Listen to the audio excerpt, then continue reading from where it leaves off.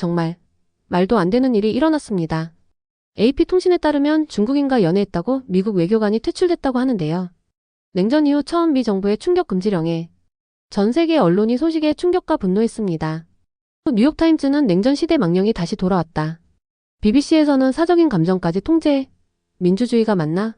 라고 비판했고, 블룸버그는 중국에 대한 미국의 불신이 극에 달했다라고 보도했습니다. 그리고 온라인 커뮤니티는 말 그대로 폭발했습니다. 다음은 일본인 한국인도 금지겠지? 여친이 중국계 미국인인데 나도 감시받는 거냐? 연애까지 국방 전략이냐? 21세기 맞냐? 레딘 해커 누즈 트위터. 내가 지금 북한에 사는 줄 알았다. 전 세계 유저들이 자유의 나라 미국의 이중성을 꼬집고 있습니다. 미국 정부가 외교관들에게 내린 전면 금지령. 중국인과 연애도, 성관계도 절대 안 된다.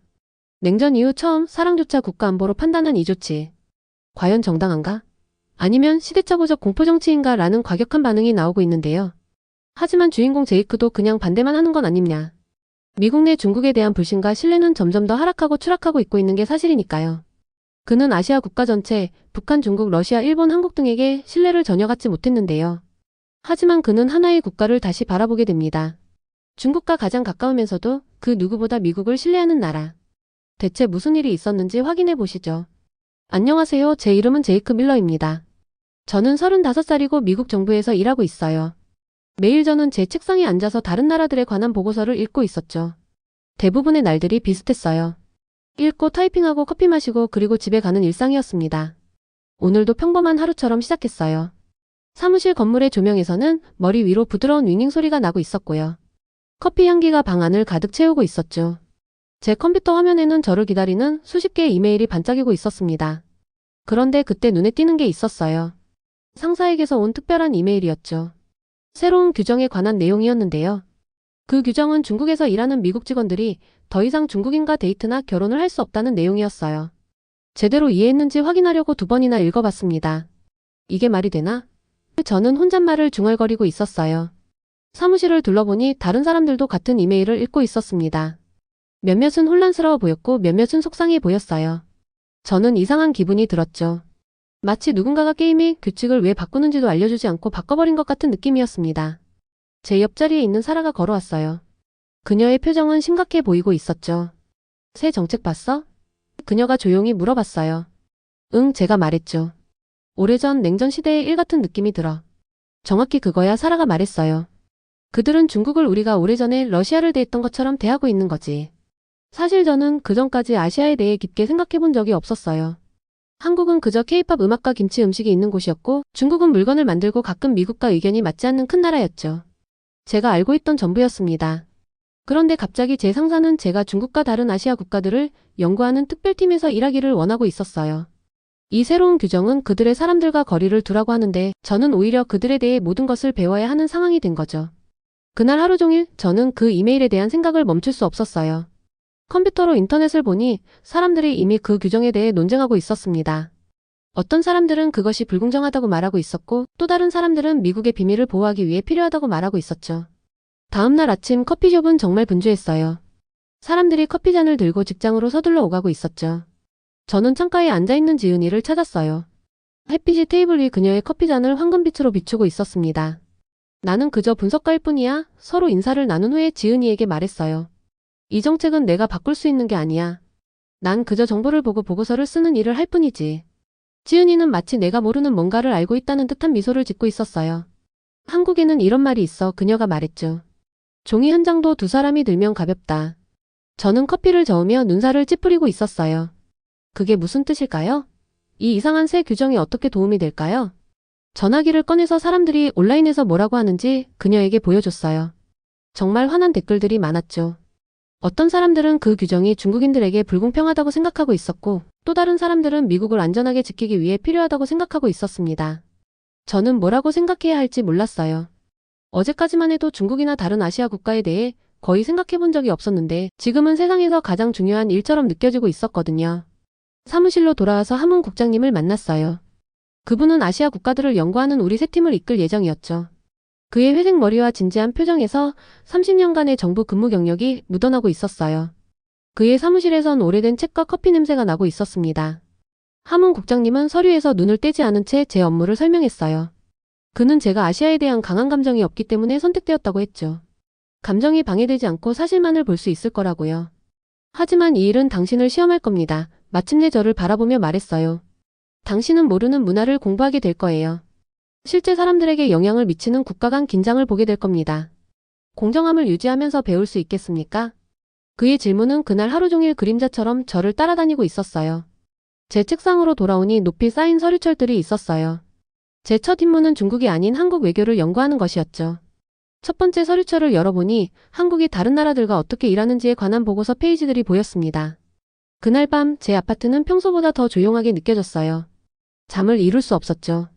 계속해서 새 정책과 그것에 대해 온라인에서 논쟁하는 모든 사람들 그리고 하문 국장님의 질문에 대해 생각하고 있었거든요. 침대에서 일어나 창문으로 도시의 불빛을 바라봤어요.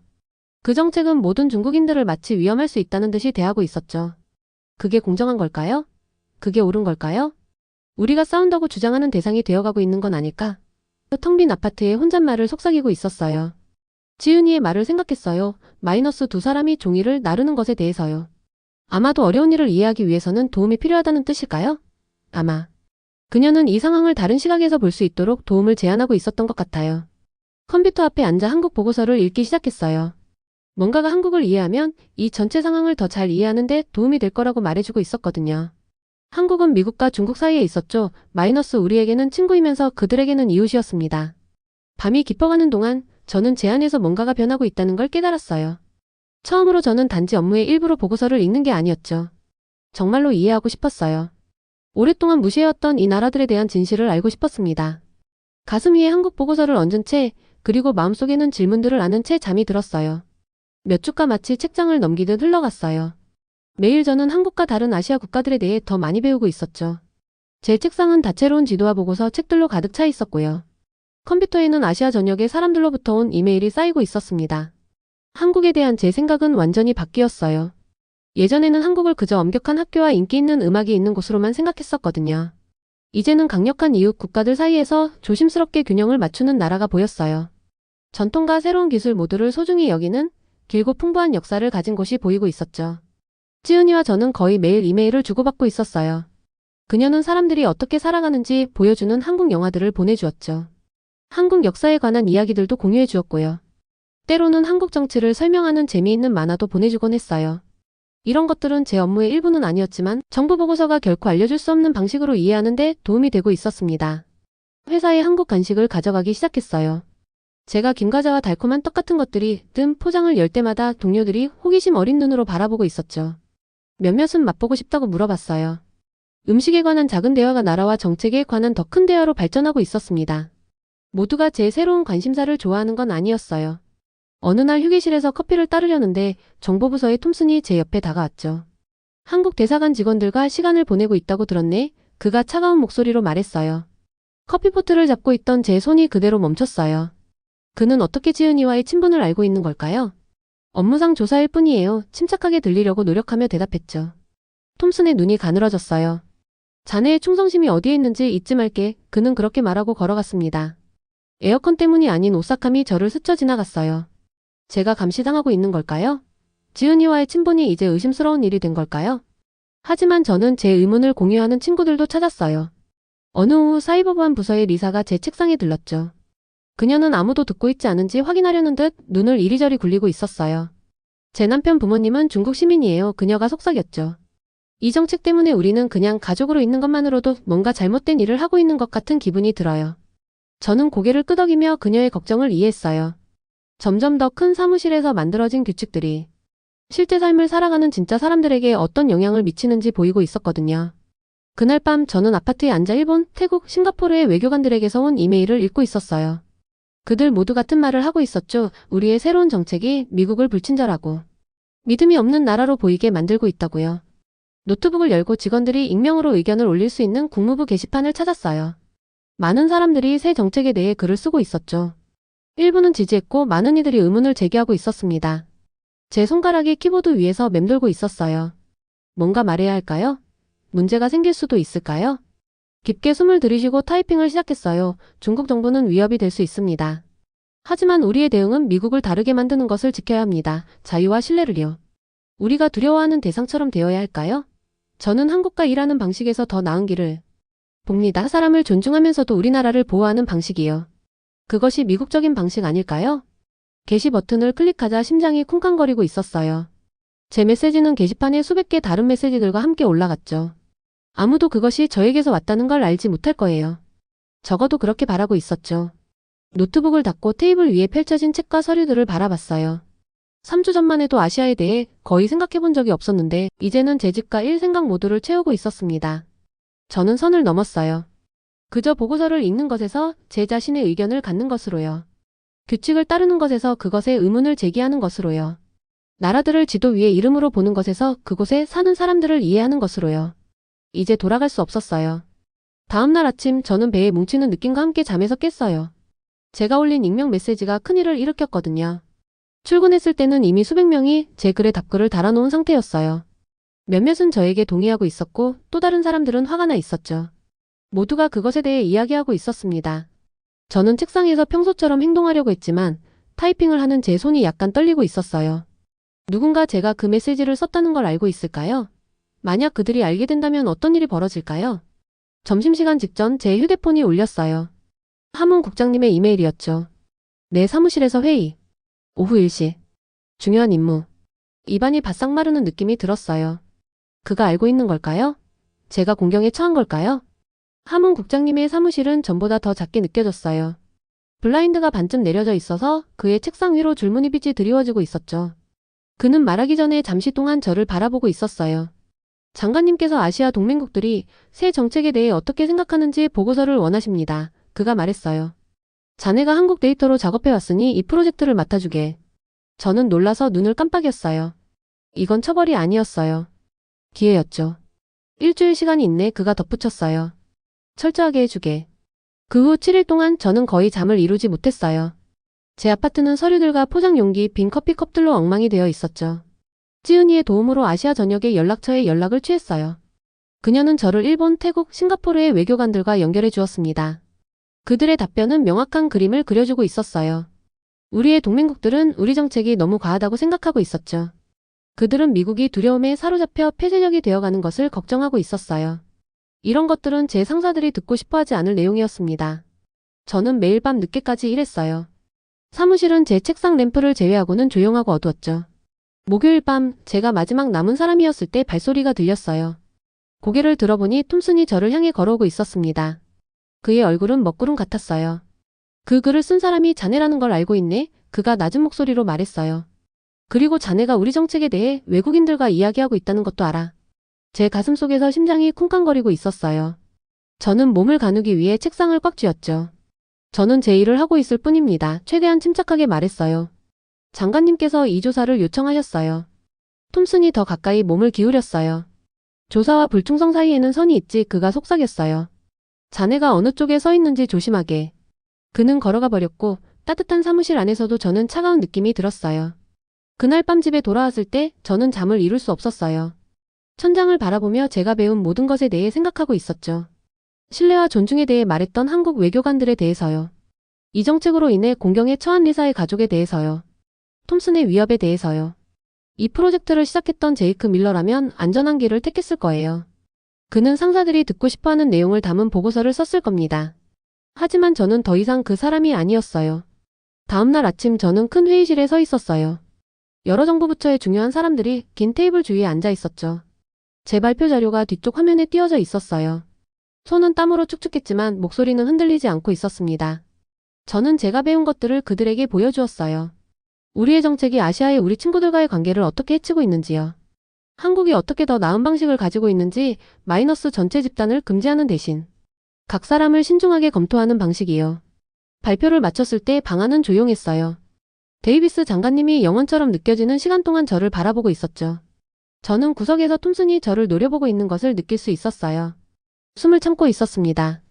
대담한 분석이군. 밀러, 데이비스 장관님이 마침내 말했어요. 월요일까지 이 한국식 접근법에 대한 상세한 계획을 내 책상 위에 올려놓게. 사람들이 방을 나가는 동안 하문 국장님이 지나갔어요. 그는 미소를 짓지 않았지만 작게 고개를 끄덕였죠. 대단한 건 아니었지만 승인의 표시처럼 느껴졌어요. 저는 제 가장 큰 도전에 맞서고 있었어요. 마이너스 침묵하는 것이 더 쉬울 때 진실을 말하는 것이요. 그리고 소중한 보상을 받았죠. 누군가가 귀 기울여 들어준다는 것을요. 그날 저녁 저는 지은이에게 이메일을 보냈어요. 도움 고마워. 오늘 뭔가 변화를 만들어낸 것 같아. 그녀의 답장이 곧 도착했어요. 너는 세상을 바꾸지 않았어. 하지만 아마도 마음을 바꿨을 거야. 모든 변화는 거기서 시작되니까. 몇 주 만에 처음으로 저는 그날 밤 평화롭게 잠들 수 있었어요. 2달 후 저는 한국의 서울공항에 서 있었어요.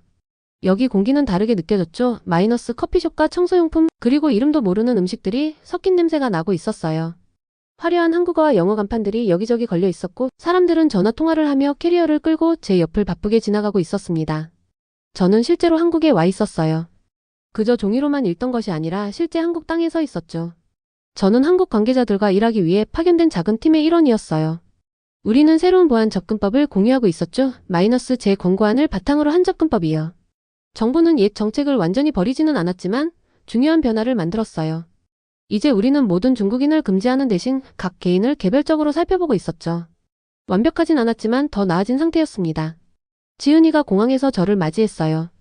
그녀의 미소는 영상 통화에서보다 실제로 만났을 때 더 따뜻하게 느껴지고 있었죠. 그녀는 저를 서울 시내를 지나 호텔까지 태워줬어요. 도시는 옛것과 새것이 아름답게 섞여 있었습니다. 마이너스 유리로 된 고층 빌딩 옆에 고대 사원이 현대적인 쇼핑몰 근처에 전통시장이 있었죠. 제가 전에 머릿속에 그렸던 단순한 그림과는 전혀 달랐어요. 매일 저는 한국 보안 관계자들과 만나고 있었어요. 우리는 서로 아이디어를 공유하고 배우고 있었죠.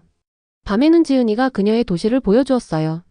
우리는 작은 식당에서 매운 국물 요리와 달콤한 떡을 먹었고 밝은 색감과 새로운 냄새로 가득한 시장을 걸었으며 수백 년 전 왕들이 다스렸던 궁전을 방문했습니다. 한국에서의 마지막 밤, 지은이는 저를 조용한 찻집으로 데려갔어요. 우리는 바닥에 놓인 방석에 앉아 손잡이 없는 작은 잔으로 차를 마시고 있었죠. 창문을 통해 어두운 산을 배경으로 빛나는 서울의 불빛이 보이고 있었습니다.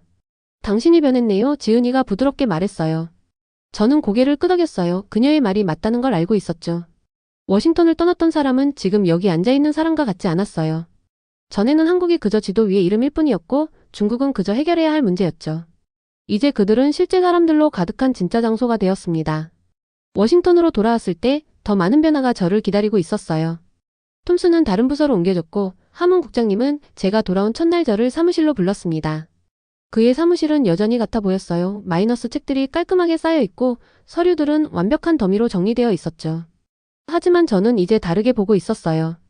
그의 선반 위에 전에는 보지 못했던 작은 한국 도자기 조각이 놓여 있는 것을 발견했습니다. 자네가 한국에서 한 일이 사람들에게 인상을 남겼네. 그가 말했어요. 새로운 자리가 생겼어. 자네는 우리의 아시아 동맹국들과 일하게 될 거야. 단순한 보안이 아니라 이해를 구축하는 일이지. 관심 있나? 저는 제가 얼마나 멀리 왔는지 생각해봤어요. 아시아에 대해 거의 생각하지 않던 사람에서 실제로 그곳을 다녀온 사람으로요. 의문 없이 규칙을 따르던 사람에서 그것을 바꾸는 데 도움을 준 사람으로요. 네, 그에게 말했어요. 아주 관심 있습니다. 그날 밤 저는 아파트에 앉아 한국에서 가져온 기념품들을 바라보고 있었어요. 작은 나무 인형, 화려한 종이 부채, 달콤한 사탕 한 봉지. 작은 것들이지만 이제는 저에게 의미 있는 것들이 되어 있었습니다. 제 전화기가 지은이의 메시지와 함께 울렸어요. 기억하세요? 산과 강도 시간이 지나면 변합니다. 사람과 정책도 그럴 수 있어요. 저는 미소를 지으며 답장을 쓰고 있었어요. 그리고 때로는 가장 많이 변하는 사람이 자기 자신이지. 창가로 걸어가 워싱턴을 내다봤어요. 항상 알고 있던 같은 도시였죠. 같은 건물들, 같은 거리들. 하지만 저는 이제 새로운 눈으로 바라보고 있었어요. 저는 정책을 이해하기 위한 임무로 떠났었죠. 그리고 훨씬 더 중요한 것을 이해하고 돌아왔습니다. 마이너스 진정한 안보는 사람들을 분리시키는 데서 오는 것이 아니라 그들 사이에 다리를 놓는 데서 온다는 것을요. 제 여정은 끝나지 않았어요. 여러 면에서 이제 막 시작되고 있었죠.